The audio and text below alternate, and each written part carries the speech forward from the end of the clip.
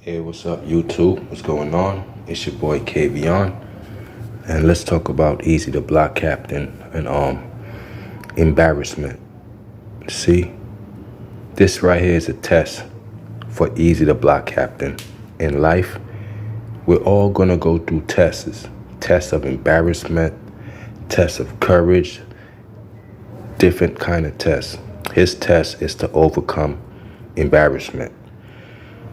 As a battle rapper or battle rappers, Bill Collector, Sharon, you had who else? Briz, Tay Rock. They all was embarrassed on a worldwide stage. But a few overcome the embarrassment and they got back to what they needed to do. Tay Rock got back to what he needed to do. Bill Collector got back to what he needed to do. They all took the shame, they took the embarrassment, but you got to bounce back. You know what I'm saying?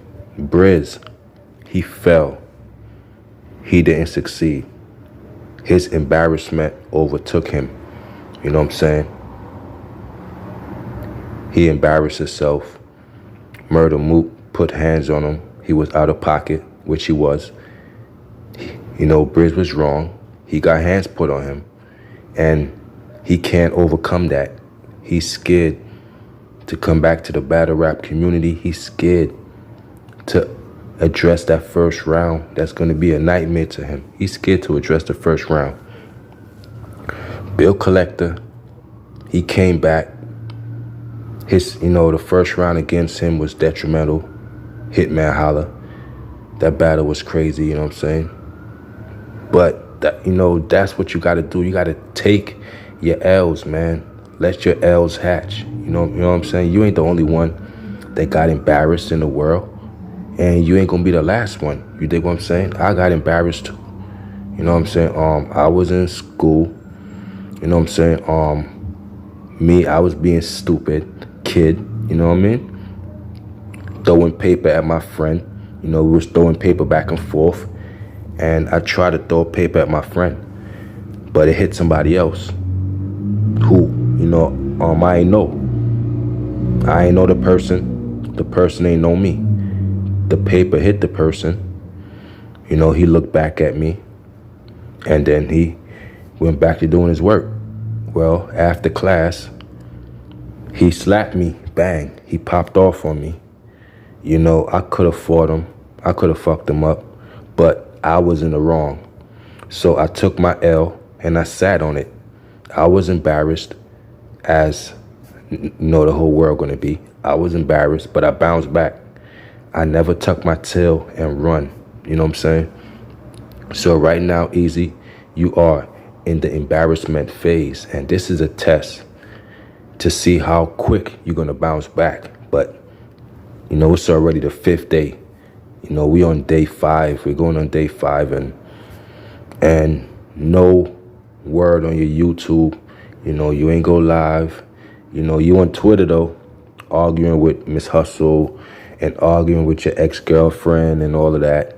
Listen, man, that's a distraction you don't need right now. That's a whole distraction. You know what I mean? You don't need that distraction. So what you need to do, man, is just focus on getting back to where you need to do, getting back to the top. Because remember, you're the #1 battle rapper at this point. So everybody who's under you, they love to see you out of pocket. They love to see you get out your spot. They love to see that because they want your spot. So, you're going to give it to them. You know what I'm saying? That's the test. The test right now is to see how you're going to bounce back.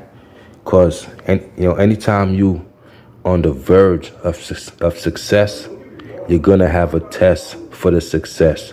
You're going to have a test for it. If you're on the verge of it, if you're close to success, there's going to be a test that you have to get over. And once you get over that little test, that's when the success comes into play. You dig what I'm saying? So you have to get over this little test. But it's looking like you tucking and folding. You on Twitter, like I said, you you on Twitter arguing with females, bro. Why are you threatening females, bro? Telling your girlfriend, your ex-girlfriend and shit like that, and why are you on Twitter threatening females, bro? That's not what you need to do right now. What you need to do right now is cut your YouTube on, go live, and explain what happened, and move the fuck on. Get back to battle rap, because the longer you stay out of the media, man, the more your stock is going to drop. You dig what I'm saying? Your stock is going to drop. Your stock is dropping now because it's been 5 days or some shit. So your stock is definitely dropping, bro. You dig what I'm saying? So what you need to do, man, is just get back on it, man. Man up and just get back on what you need to do, man. Damn, nigga, get back on it, man. You a street nigga or what?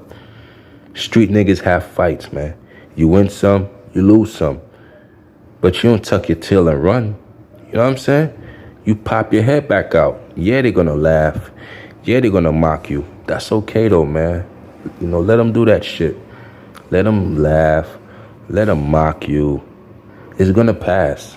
That's gonna pass too. That too shall pass. And once that pass, it's back to the regular shit. But if you take the Briz Rawsteen approach and disappear for months, years, out of sight, out of mind, bro. Briz Rawsteen's stock is real low. Very low. Because he ain't battle rapping. He's not active. So his stock is real low. Don't let that be you, Because right now your stock is dropping. You believe it or not, your stock is dropping because people is painting your narrative for you, and you ain't speaking up to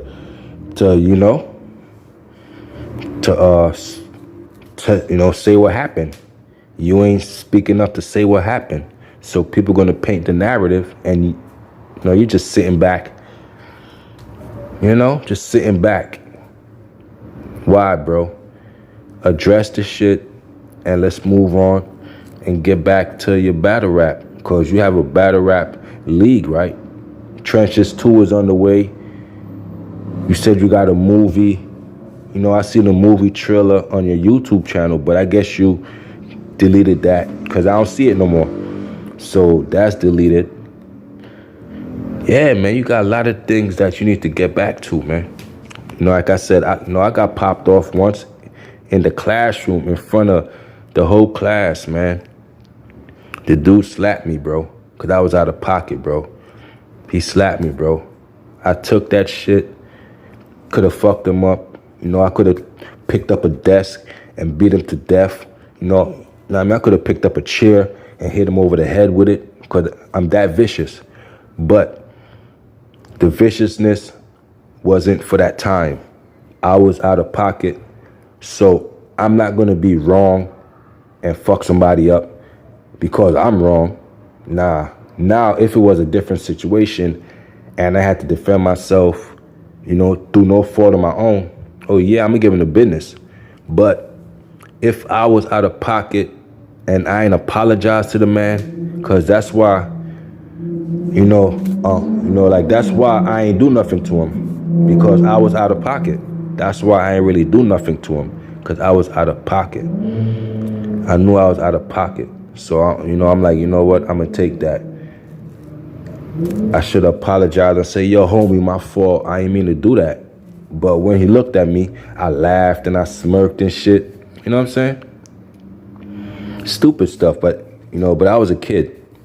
But even then, I learned my lesson. As a kid, you got to learn your lesson. And ever since then, I never played around with nobody no more. You know what I mean? Because I ain't gonna take, because I ain't gonna let that happen ever again. You dig what I'm saying? Because I'm not gonna be in the wrong, and I'm not gonna be out of pocket to, let that happen to me. So I say that to say you gotta learn from your mistakes. See, that mistake that caused him to put hands on me was my fault, and I took that L. I sat on it. I let it hatch, and you know what I'm saying? It's nothing. I'm a street nigga. We win fights, we lose fights, and sometimes we don't fight. We just say, you know what, you got that. You dig what I'm saying? You got that. You know, like I said, I could have hurt the guy, but then I'd have felt bad because that's not me. Well, like I'm not on the offense. I'm a defense nigga. I always defend myself. It's never offense with me. It's always defense.